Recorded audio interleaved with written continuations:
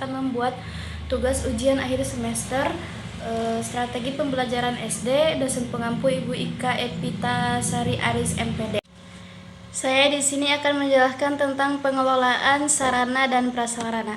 Nah, di sini ada definisi dari sarana. Apa sih yang dimaksud dengan definisi sarana itu? Yaitu fasilitas yang digunakan secara langsung dalam proses pembelajaran agar tujuan pembelajaran itu tercapai. Nah, yang selanjutnya itu ada definisi dari prasarana. Apa sih definisi dari prasarana itu? Yaitu fasilitas yang akan menunjang proses pendidikan. Jadi definisi dari pengelolaan sarana dan prasarana itu suatu proses pengelolaan sarana dan prasarana di sekolah agar berfungsi dengan baik sehingga antara guru dan siswa keduanya saling dapat menjalankan tugasnya dengan baik pula. Nah, sehingga tujuan pendidikan dapat tercapai secara optimal. Nah, yang selanjutnya yaitu ada fungsi dari prasarana.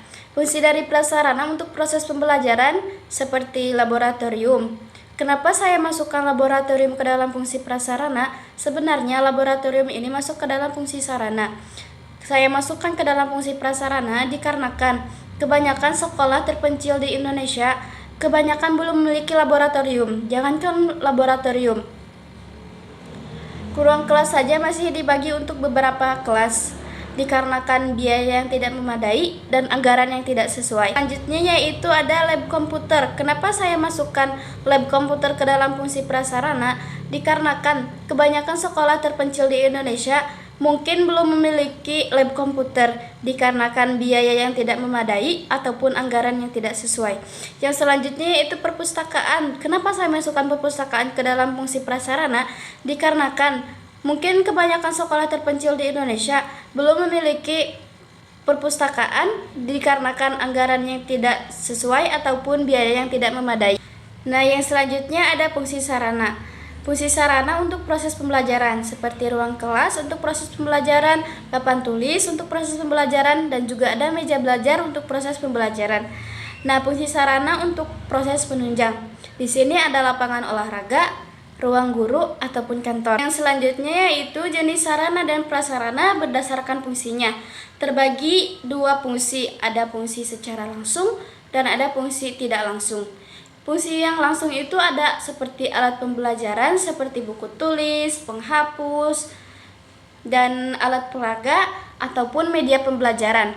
Nah, yang selanjutnya yaitu berfungsi secara tidak langsung. Di sini ada tanah, halaman, pagar, tanaman, gedung, ataupun bangunan. Nah, yang selanjutnya yaitu jenis sarana dan prasarana berdasarkan jenisnya.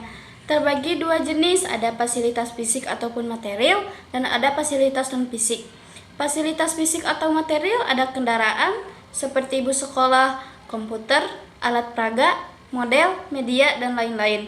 Yang kedua yaitu fasilitas non-fisik, ada manusia, jasa, ataupun uang.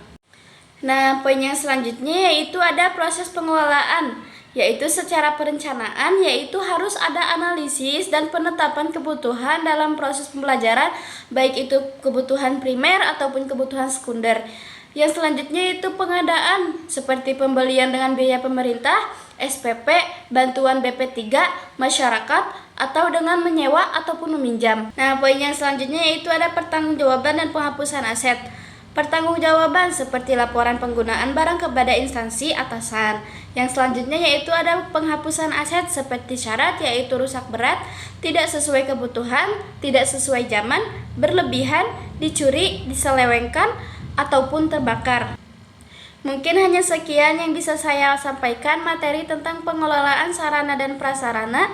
Kurang lebihnya mohon dimaafkan. Wabillahi taufiq wal hidayah. Wassalamualaikum warahmatullahi wabarakatuh.